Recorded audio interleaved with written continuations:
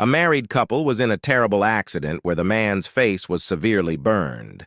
The doctor told the husband that they couldn't graft any skin from his body because he was too skinny, so the wife offered to donate some of her own skin. However, the only skin on her body that the doctor felt was suitable would have to come from her buttocks. The husband and wife agreed that they would tell no one about where the skin came from. After all, this was a delicate matter.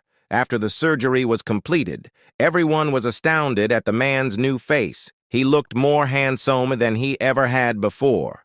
All his friends and relatives just went on and on about his youthful beauty. One day he was alone with his wife and he was overcome with emotion at her sacrifice. He said, "Baby, I just want to thank you for everything you did for me. How can I possibly repay you?" "Oh, my darling," she replied, "I get all the thanks I need every time I see your mother kiss you on the cheeks."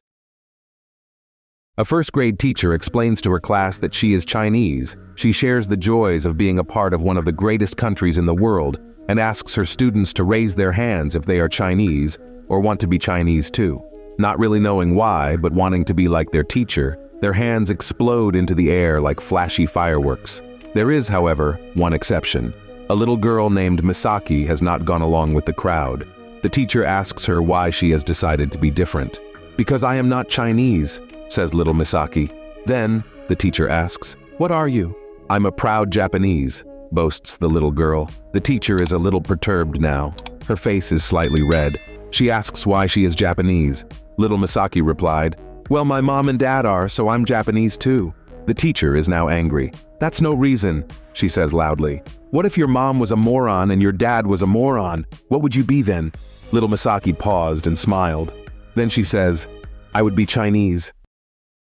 A first-grade teacher was confronted by her student Tom, who claimed he was too smart for first grade. She took the matter to the principal, who devised a test. Principal starts, "What is 3 times 3? 9. Principal continues, 6 times 6. Tom, 36. And so, it went on like this. The principal asking every question a third grader should know. Finally, he told the teacher, "I see no reason Tom can't go to the 3rd grade. He answered all my questions right." The teacher asked if she could ask him some questions. The principal and Tom agreed.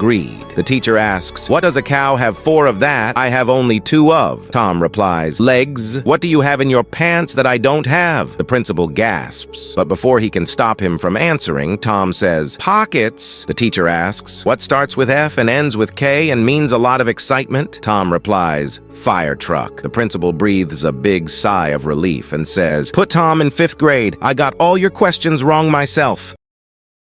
A store that sells husbands has just opened. Joanne goes to it and a sign says the rules are you may visit the store only once. There are 5 floors.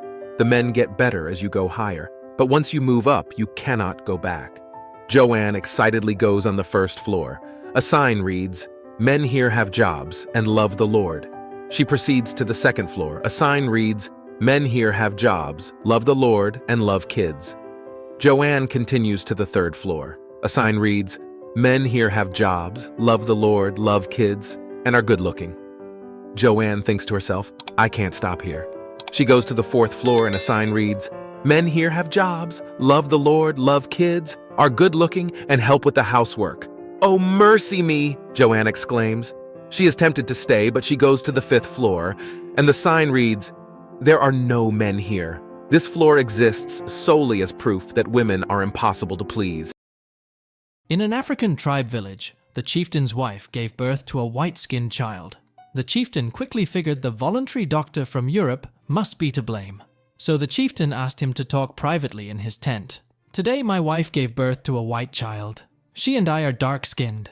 You are white. It doesn't take a doctor to figure out that you have slept with my wife." The doctor remains calm and replies, "The answer lies in the genetics. Some genetics have recessive traits, which are not apparent to the parents but may be passed on to the child. For example, last week one of your sheep gave birth to a black sheep." The chieftain pauses for a moment, then says, "I tell you what, you say no word about black sheep and I say no word about white child.